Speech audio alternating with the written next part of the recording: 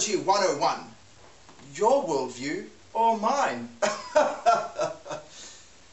I'm your host, Seymore Montgomery, and today we're going to be looking at the issues of race, ethnicity, and culture.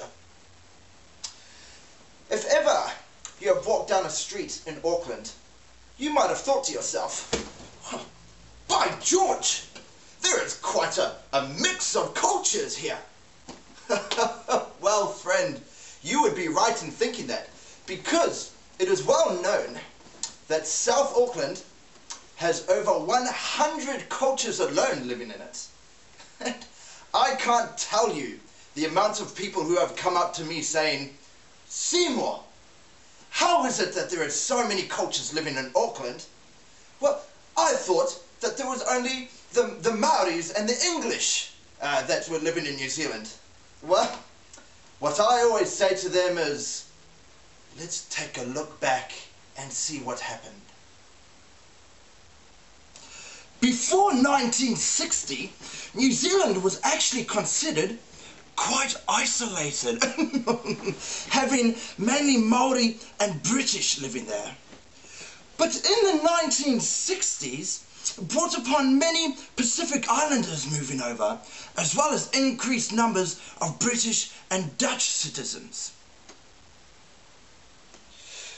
Reasons for this were because at the time there was a high need for semi-skilled and unskilled labour. And in the 1970s there was unfortunately an economic downturn, leaving many immigrants, especially Polynesians, unemployed.